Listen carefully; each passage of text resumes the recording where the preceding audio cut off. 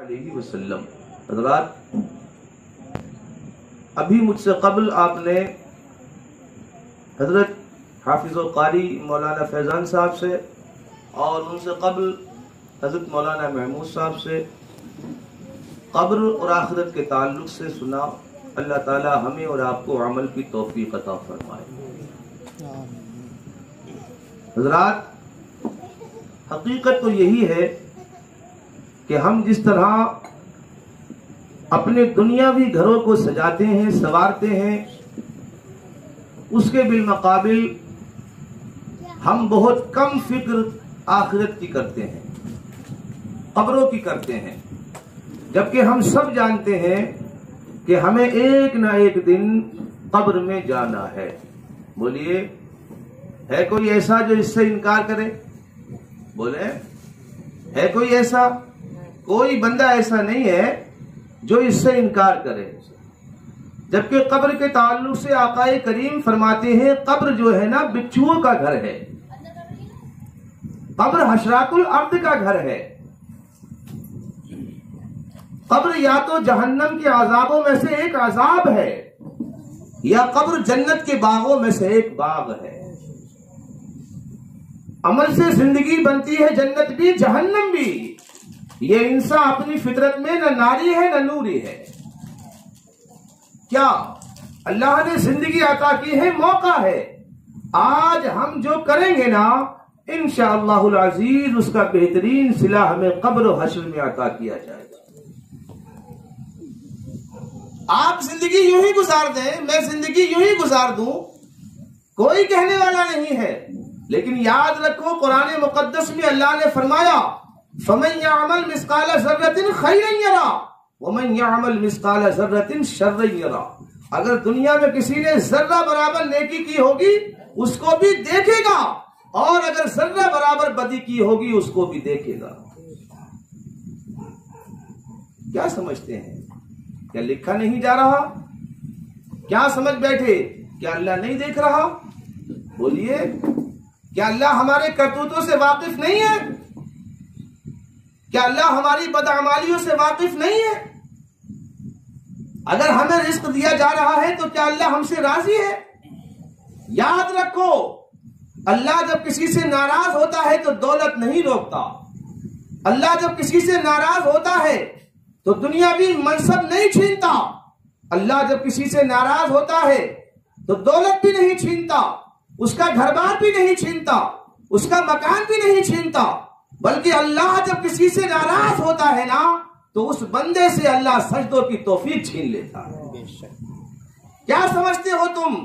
مسجدوں میں نہ جا کر یہ تصور کرتے ہو کہ ہم نماز نہیں پڑھتے، ہمیں تو رزق بھی مل رہا ہے، ہمیں تو گاڑیاں بھی مل رہی ہیں، ہمیں تو بغان بھی ملے ہوئے ہیں، ہمارے پاس تو اچھا خاصا پیسہ بھی ہے، لہذا اللہ ہم سے راضی ہے؟ نہیں۔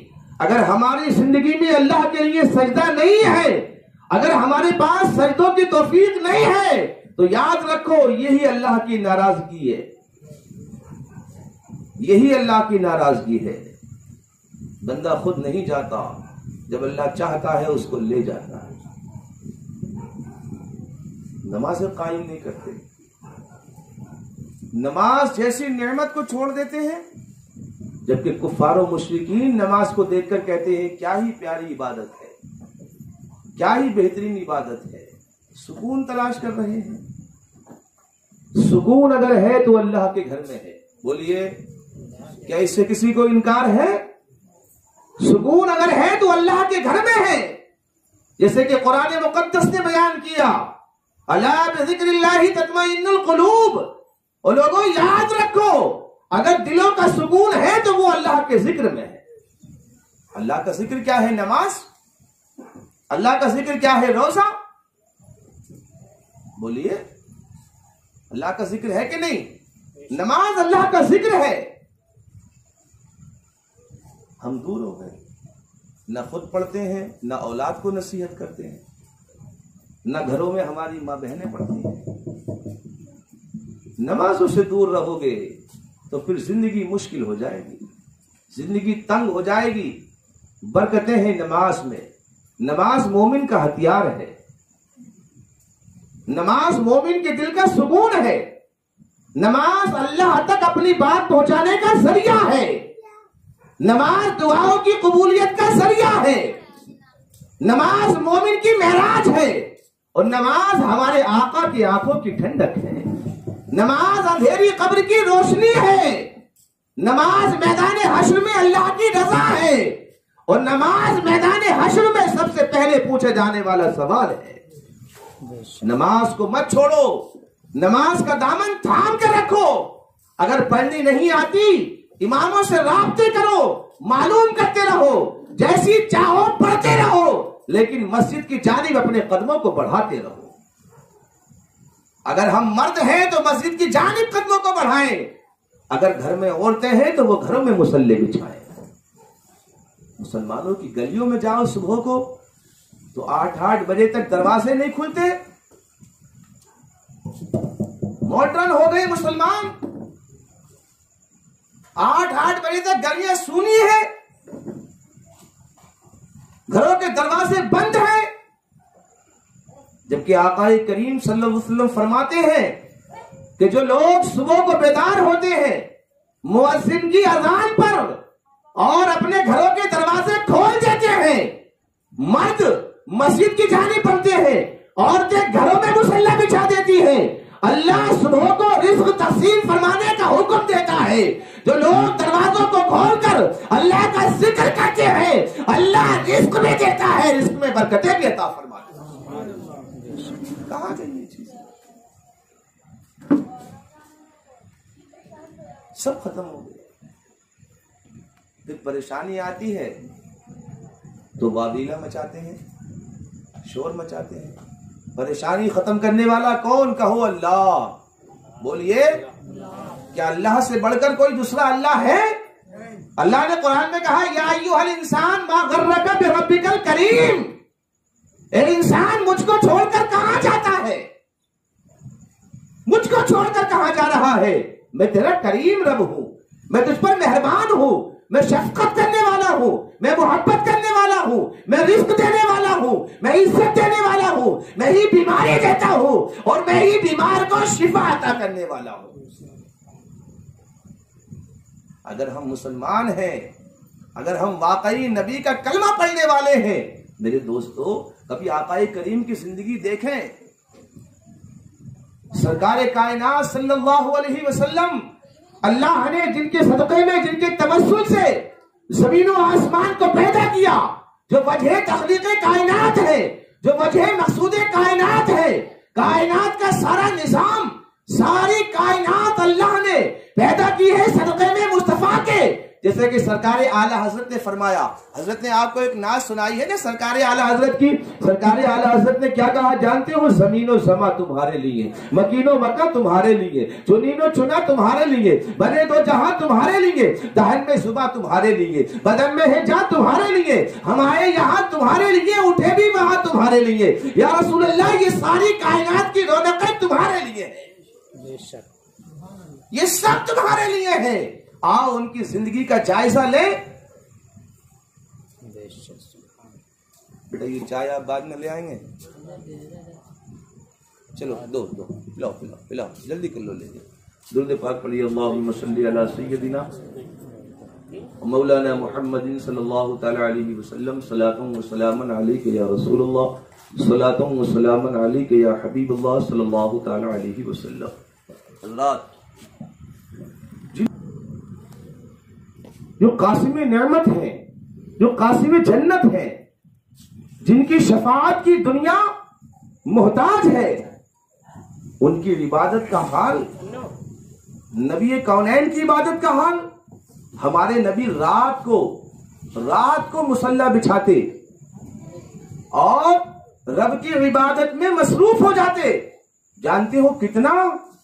آقا کریم کے پیروں پر ورم آ جاتا، سرکار کے پیر سوج جاتے، اللہ کی بارگاہ میں قیام کرتے ہوئے، یہاں تک کہ آپ کی بیوی، ہم مسلمانوں کی ماں سیدہ عائشہ صدیقہ رضی اللہ تعالی عنہا سے کہتے ہیں یا رسول اللہ آپ اتنی محنت کیوں کرتے ہیں جبکہ آپ تو امام الانبیاء ہیں، آپ تو اللہ کے پیارے حبیب ہیں.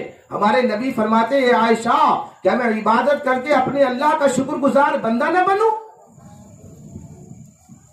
نبی کونین کی پیاری بیٹی سیدہ فاطمہ الزہرا سلام اللہ علیہا، اللہ کروڑہا رحمتیں نازل کرے ان کی قبر انور پر.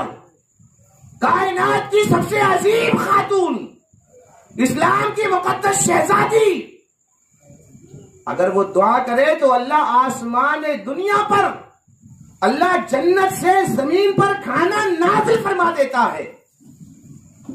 جانتے ہو عبادت کا حال کیا تھا پیارے؟ سیدہ خاتون جنت فاطمہ الزہرا سلام اللہ علیہا اپنے دنیاوی کام کاج سے فارغ ہو کر امام حسن امام حسین رضی اللہ تعالیٰ عنہ کو سلا کر 5 وقتہ نماز فارغ کر کے رات کو مصلی بچھاتی. اور یہ کوئی قصے اور کہانیاں آپ کو نہیں سنائی جا رہے، بلکہ یہ وہ باتیں ہیں جو حقیقت ہیں، جو حقیقت ہے. سیدہ مقدس خاتون فاطمہ الزہرا رضی اللہ تعالی عنہا رات کو مصلی بچھاتی، لمبا قیام کرتی، لمبا رکوع کرتی اور ایک سجدہ اللہ کے حضور کرتی. اتنا لمبا یہ معاملہ بن جاتا تھا کہ ایک ہی رکعت میں سیدہ فاطمہ الزہرا کی ساری رات گزر جاتی، یہاں تک کہ صبح کا مؤذن فجر کی اذان کہہ دیا کرتا تھا. جلدی میں دوسری رکعت پوری کرتی اور رکعت پوری کرنے کے بعد اللہ کے حضور عرض کرتی پروردگار کوئی ایسی رات بنا دے جو لمبی اور طویل ہو تاکہ تیری بندی فاطمہ دل کھول کر تیری عبادت کر لے. مت کرو اتنے لمبے قیام، مت پڑھو اتنی لمبی نمازیں، لیکن کم سے کم جو نمازیں فرض ہیں اس کو تو ادا کرو. بولیے بات کو سمجھ میں آ رہی ہے آپ کے؟ فرض نمازیں تو ادا کرو کم سے کم، مسجدوں کو ویران مت کرو. یہ دنیا کی ساری دولت یہی رکھی رہ جائے گی. ہم نے بڑے بڑے ترم خاں کے اوپر مکھیوں کو بھنکتے ہوئے دیکھا ہے. جوانی میں جو کندھے سے کندھا مار دیا کرتے تھے، جو بڑے عقاقت چلا کرتے تھے، جب ان پر بڑھاپا آیا نا بڑھاپا، تو اللہ نے ان کے بدن کی طاقت کو نچوڑ لیا، یہاں تک کہ وہ اپنے چہرے کی مکھی اڑانے کے قابل نہیں رہے. جو لوگ تکبر میں اور گھمنڈ میں اپنے سامنے کسی کو گنتے ہی نہیں تھے، ہم نے ان لوگوں کو پیخانہ، لیٹرین، پیشاب چارپائی پہ کرتے ہوئے دیکھا ہے، اور کوئی نہیں تھا ان کو دھلانے والا، کوئی نہیں تھا ان کو صاف کرنے والا. یہاں تک کہ کچھ دنوں کے بعد تو اولاد بھی ان سے گھن کرنے لگی تھی، یہاں تک کہ اولاد دعائیں کرنے لگی کہ یا اللہ ہمارے باپ کو اب دنیا سے اٹھا لے. زیادہ گھمنڈ مت کرو، زیادہ غرور مت کرو. اگر دولت ہے، طاقت ہے، جوانی ہے تو اس کا صحیح استعمال کرو، صحیح استعمال. 2 دن کی زندگی ہے، کٹ جائے گی، یاد رکھو. لیکن اگر یہ صحیح گزری نا، اگر یہ صحیح گزری تو کیا کہنے. اللہ اکبر. میرے دوستو کیا کیا نعمتیں اللہ نے رکھی ہیں مسلمانوں کے لیے، کیا کیا نعمتیں اللہ نے رکھی ہیں مومنین کے لیے، اور کیا کیا نعمتیں اللہ نے رکھی ہیں سجدہ کرنے والوں کے لیے، رکوع کرنے والوں کے لیے، اللہ کی عبادت کرنے والوں کے لیے، اپنے نبی صلی اللہ علیہ وسلم کی سنتوں پر عمل کرنے والوں کے لیے. میرے دوستو دنیا کو راضی مت کرو. ہم نے بہت سارے موقع پر ایسا دیکھا، لوگ جانتے ہیں کہ یہ کام غلط ہے، غلط کر رہے ہیں، جانتے ہیں، اس کے باوجود بھی سماج کو خوش کرنے کے لیے وہ کام کرتے ہیں، جبکہ جانتے ہیں کہ اس کام کو کرنے سے اللہ ناراض ہوگا، اللہ کے حبیب ناراض ہوں گے. لیکن سماج ناراض نہ ہو جائے، سماج کو راضی کرنے کے لیے اللہ کو ناراض کرتے ہیں. بولیے آپ دیکھتے ہیں کہ نہیں دیکھتے ہیں؟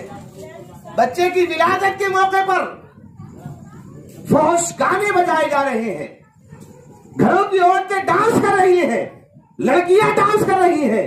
شادی کے موقع پر جبکہ شادی اسلام میں سنت ہے، عبادت ہے۔ آپ مسجد کے اندر نماز کے علاوہ دوسرا کام نہیں کر سکتے، بات نہیں کر سکتے، بات کرنا حرام ہے، دنیا کا کام کرنا مسجد کے اندر حرام ہے، لیکن نکاح کرنا مسجد کے اندر سنت ہے۔ نکاح کرنا عبادت ہے اسلام میں۔ اس مقدس تقریب میں بھی بتائیے ہم کیسی کیسی خرافات مچاتے ہیں، کیا طوفان بدتمیزی مچاتے ہیں، اور اس کے بعد جب اولاد پیدا ہوتی ہے نا تو وہ اولاد بھی پھر ایسی پیدا ہوتی ہے نا۔ بھئی اگر یہ کام کریں گے، ہماری ماں اور بہنیں شادی کے موقع پر ڈانس کریں اور دلہا ساری رات جاگے اور شرابیں پیے دوستوں میں بیٹھ کر، تو اس کے یہاں اولاد غوث اعظم تو پیدا ہو نہیں سکتی ہے۔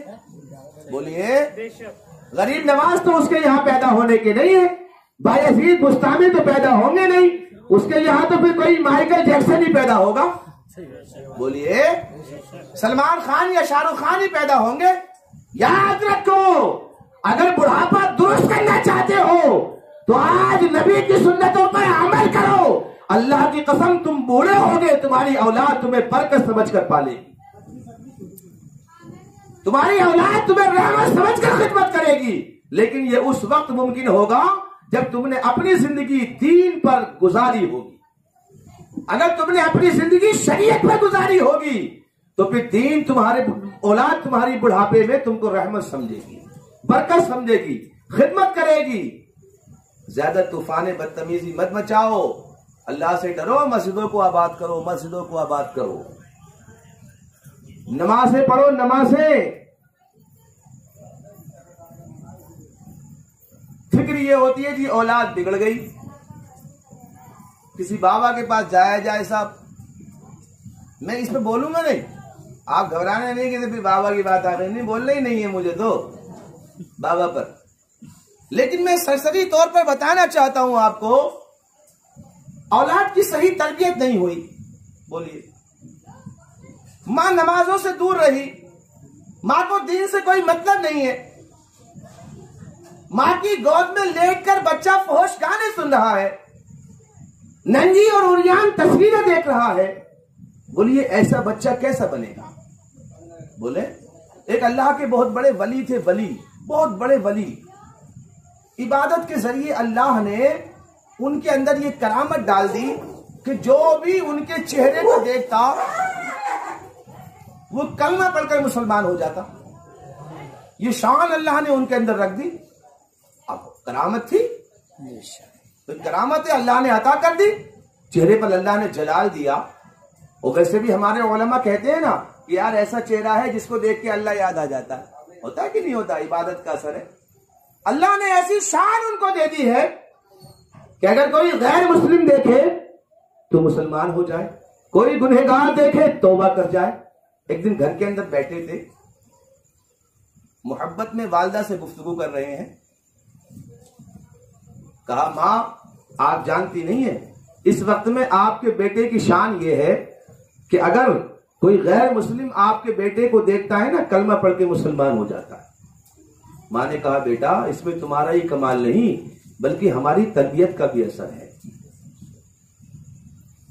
تمہاری اس کرامت میں ہمارا بھی بڑا عمل دخل ہے۔ کہا وہ کیا؟ انہوں نے کہا اللہ گواہ ہے، بچپن میں جب تو دودھ پیا کرتا تھا نا، چاہے وہ رات ہو یا دن، میں نے تجھے کبھی بھی بنا خضوع دودھ نہیں پلایا۔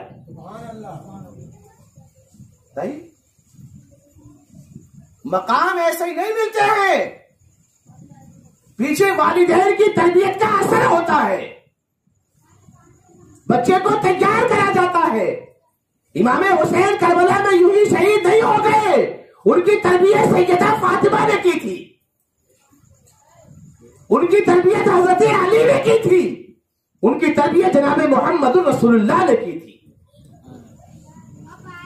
اولاد کے بڑے ہونے پر سوچتے اولاد ہماری خدمت کرے، اولاد ہماری قدر کرے، اولاد ہماری فرما بردار بن جائے، اولاد ہماری بات مانے، اولاد ہمارے سرہانے نہ بیٹھے، سرعام رسوا نہ کرے، ذلیل نہ کرے۔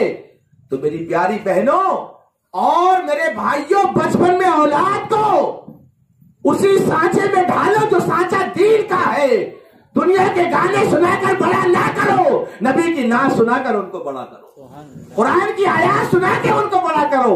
اگر یہ تربیت ہوگی نا تو انشاءاللہ جانتے ہو کیا ہوگا؟ پھر اولاد تمہیں بڑھاپے میں یوں ہاتھوں پہ لے کے گھومے، سمجھ رہے نا؟ رات کو بھی اگر طبیعت خراب ہوئی نا تو اولاد یوں دکھائی دے گی، وہ جان جائے گی کہ ماں باپ کا مقام کیا ہے، ماں باپ کی شان کیا ہے۔ بڑی شان ہے ماں باپ کی، ماں کی بڑی شان ہے، باپ کی بڑی شان ہے، ہم تو اس کو بیان کرتے ہیں۔ حالانکہ ہمارے کہنے کا مقصد یہ ہرگز نہیں ہے کہ جوان اپنے والدین کی قدر نہ کرے، ماں باپ چاہے کیسے ہی بدعمل کیوں نہ ہو، اولاد پر ضروری ہے کہ وہ ان کی قدر کرے۔ لیکن ماں اگر صحیح معنی میں ماں ہونا تو جانتے ہو کیا اثرات پڑتے ہیں؟ ایک واقعہ میں آپ کو بتاتا ہوں۔ اسلامی ریاست میں دہلی کی سرزمین پر قحط پڑ گیا۔ قحط جانتے ہو کیا؟ بارش نہیں ہوتی تھی، بارش رک جاتی تھی اور کئی کئی سال گزر جاتے تھے، ندیاں سوکھ گئی، تالاب سوکھ گئے، زمین سے پانی نکالنے کے لیے کوئی آلہ موجود نہیں ہے، جانور مر جاتے تھے، درخت سوکھ جاتے تھے، کھیتیاں نہیں ہوتی تھیں، یہاں تک کہ پانی نہ ملنے کی وجہ سے جوان بوڑھے دکھائی دیتے تھے، بچے سسکیاں لے لے کر روتے تھے۔ یہ حال ہوا کرتا تھا قحط کے دور میں، لوگ بھوک سے مر جاتے تھے۔ دہلی کی سرزمین پر قحط پڑا، جب لوگ زیادہ پریشان ہوئے نا تو علماء کی جانب رجوع کیا، کہا جی کوئی تو حل بتائے، کوئی تو ہمیں حل بتائے کہ اللہ ہمیں اس پریشانی سے نجات دے۔ علماء اکرام نے کہا ٹھیک ہے، ایک تاریخ مقرر کرو، اور ایک تاریخ میں ہم لوگ دلی کے باہر کسی میدان میں چلتے ہیں اور سارے مسلمان اکٹھا ہوں گے، اور اکٹھا ہونے کے بعد نماز ادا کریں گے، اور نماز کے بعد اللہ کے حضور دعائیں کریں گے، گڑ گڑائیں گے، روئیں گے، ممکن ہے اللہ کی رحمت کو جوش آ جائے اور خدا باران رحمت کا نزول کر دے۔ ایسا ہی ہوا، ایک تاریخ میں سارے مسلمان دہلی کے باہر کسی میدان میں اکٹھا ہو گئے، پہلے نماز پڑھی، اس کے بعد میں دعائیں کر رہے ہیں۔ وہاں سے کوئی جوان گزرا، وہ ایک ڈولی کے ساتھ میں گزر رہا ہے، ڈولی کے اندر کوئی سوار ہے، اس نے دیکھا کہ بہت سارے مسلمان ایک مقام پر اکٹھا ہے، اس نے ڈولی کو وہاں پر روکا، اور روکنے کے بعد میں کسی ایک مسلمان کو بلایا، اور بلانے کے بعد میں کہا یار کیا بات ہے، یہاں پر کیا پریشانی ہے، سارے لوگ اکٹھا کیوں ہیں؟ اس نے سارا حالات اس کو سنایا اور کہا جی یہاں پر قحط پڑا ہوا ہے، بارش کا ہونا بند ہو گیا ہے، درخت سوکھ گئے ہیں، زمین بنجر ہو گئی ہے، ندیاں سوکھ گئی ہیں، تالاب سوکھ گئے ہیں، انسانی زندگی مشکل ہو گئی ہے، لہذا یہاں پر سارے مسلمان اکٹھا ہے، سارے مسلمان اکٹھا ہے، نمازیں پڑھی ہے اور نماز پڑھ کے اللہ کے حضور دعائیں کر رہی ہیں، وظائف پڑھ رہے ہیں، قرآن کی آیات پڑھی جا رہی ہیں۔ اس جوان نے کہا کیا بارش ہوئی؟ کہا نہیں ہوئی۔ وہ جوان ذرا وہاں سے ہٹا اور ہٹنے کے بعد میں اس ڈولی کے قریب گیا، اور ڈولی کے قریب جانے کے بعد میں اس نے اپنے ہاتھوں کو اللہ کے حضور اٹھایا، اور اٹھانے کے بعد میں اپنی زبان سے چند جملے کہے، چند جملے کہنے کے بعد ہاتھوں کو پھیرا، اتنے میں آسمان پر بادل امٹ کر آیا اور بارش ہونا شروع ہو گئی ہے۔ جب اس کی دعا سے بارش ہوئی نا تو مسلمان اس کی جانب بڑھے، اور بڑھنے کے بعد میں اس سے کہا یار بتا تو نے کون سا وظیفہ پڑھا ہے، قرآن کی کون سی آیت پڑھی ہے؟ یہاں پر علماء کرام موجود ہیں، یہاں پر اللہ کے ولی موجود ہیں، یہاں بڑے بڑے صوفیاء موجود ہیں، مسلمان کثیر تعداد میں موجود ہے، ساروں نے مل کر نماز پڑھی ہے، لیکن کسی دعا کی بدولت بھی بارش نہیں ہوئی، یار بتا تو نے کیا پڑھا ہے؟ جوان نے کہا میں نے کچھ بھی نہیں پڑھا ہے، ڈولی کے اندر میری ماں سوار ہے جو متقی ہے، پرہیزگار ہے، آج تک کسی غیر محرم نے میری ماں کے آنچل کو نہیں دیکھا ہے، میں نے ماں کا دوپٹہ ہاتھوں میں لیا، اللہ کے حضور دعا کی پروردگارا میری ماں کے آنچل کے توسل سے بارش فرما دے، بس اس کا وسیلہ پیش کرنا تھا، اللہ نے بارش فرما دی ہے۔ تو اگر ماں پرہیزگار ہو، اگر ماں اللہ کے احکام کو ماننے والی ہو، تو میرے دوستو اولاد پر بھی اس کے اثر پڑتے ہیں۔ اب مائیں بدل گئی،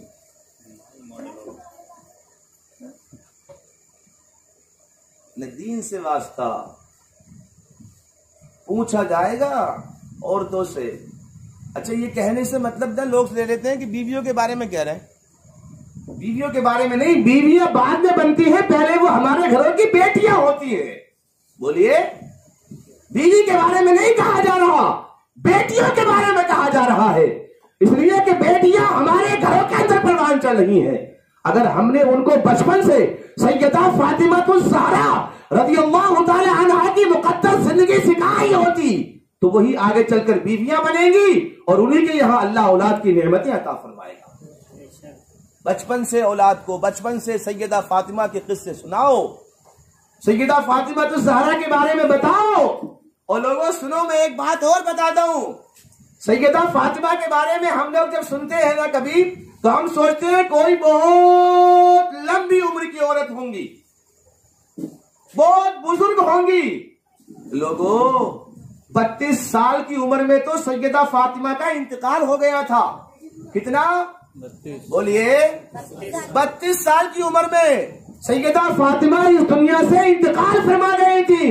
یہ سارے کارنامے سیدہ فاطمہ کے عین جوانی کے عالم کے ہیں، کوئی بڑھاپے کے نہیں ہیں، کوئی طویل عمری کے نہیں ہیں کہ جی وہ معذور ہو گئی ہوں گی۔ نہیں نہیں میرے دوستو، وہ تو جوان تھی، وہ بھی اللہ کے حبیب کی بیٹی، اور وہ جنتی عورتوں کی سردار۔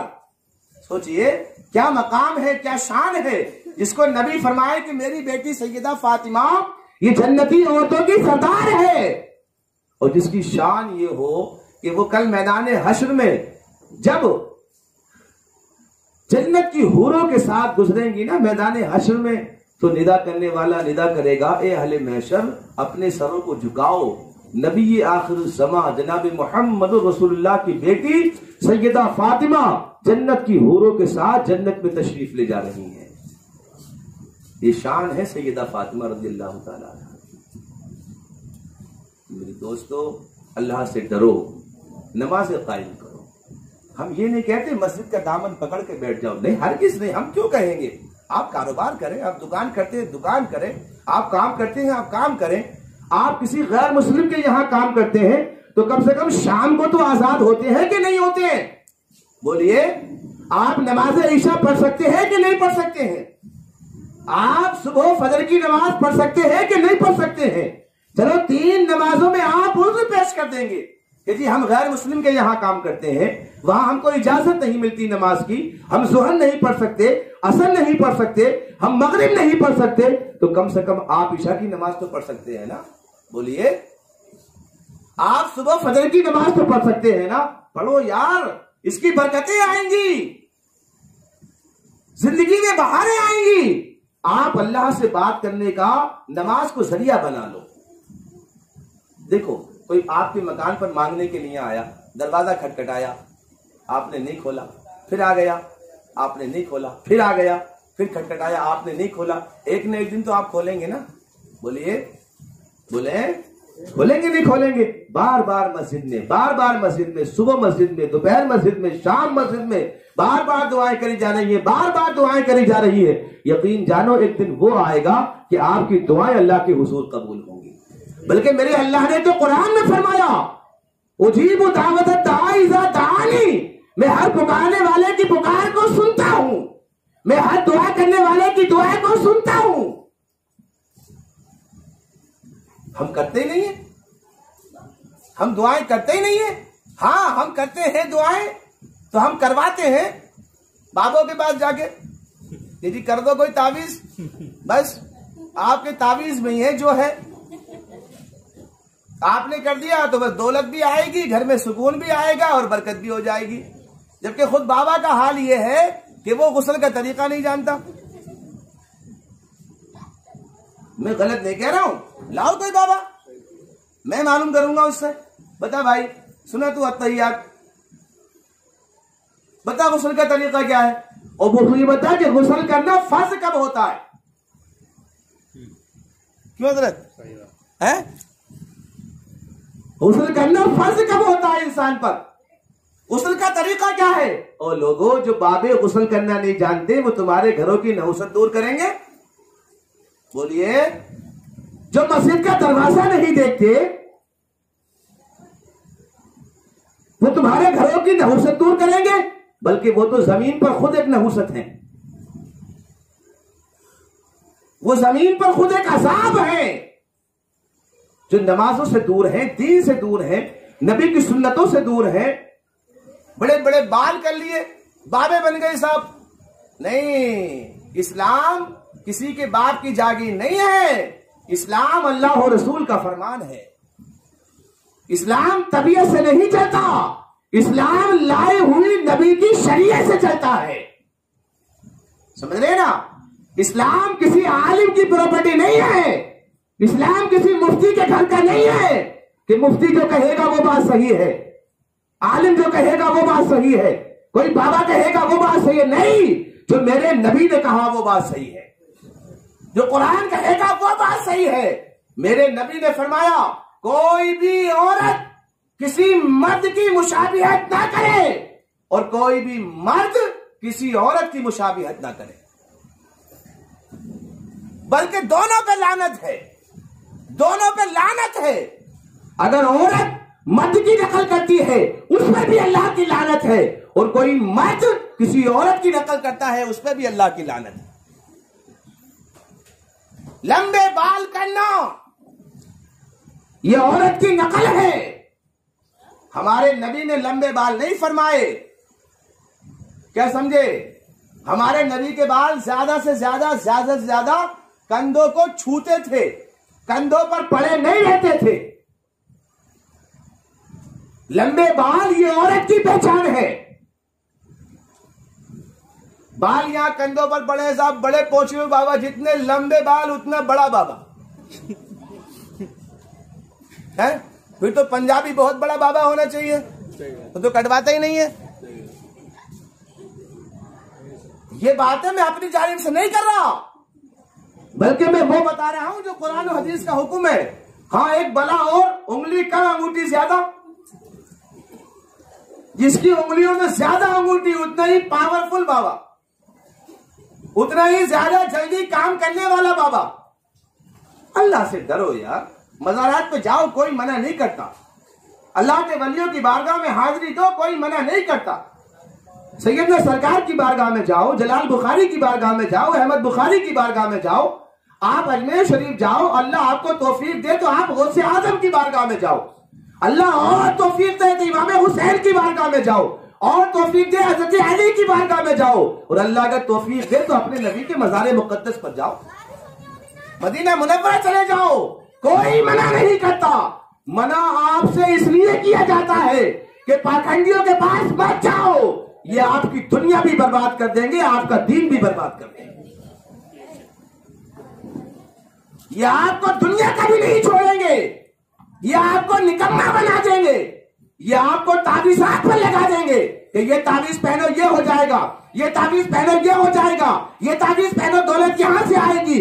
دنیا میں دولت بھی محنت کرنے سے آتی ہے، بولو، محنت کرنے سے آتی ہے دولت، کام کرنے سے آتی ہے دولت، راتوں کی نیند قربان کرنے سے آتی ہے دولت، ذہن لگانے سے آتی ہے دولت۔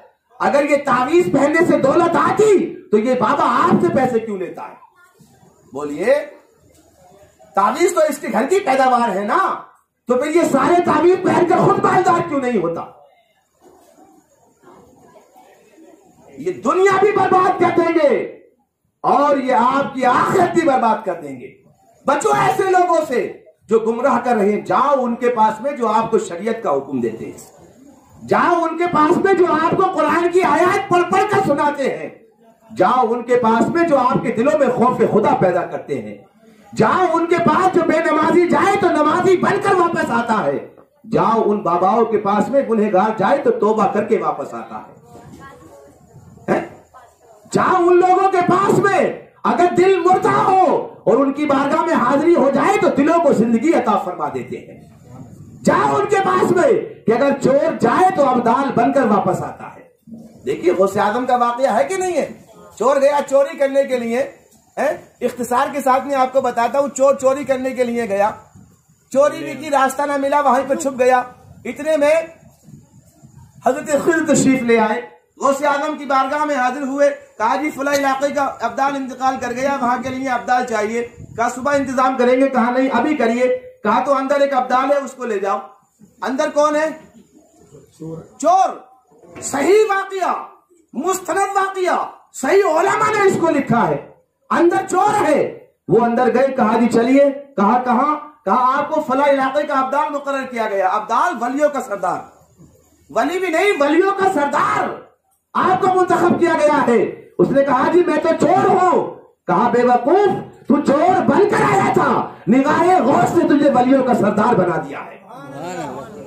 تو باباؤں کے پاس جانے سے منع نہیں کرتے، ان باباؤں کے پاس جاؤ جو آپ کی زندگی بھی سنوار دے، آخرت بھی سنوار دے، جو دلوں کو زندہ کر دے، جو اللہ کا خوف پیدا کر دے۔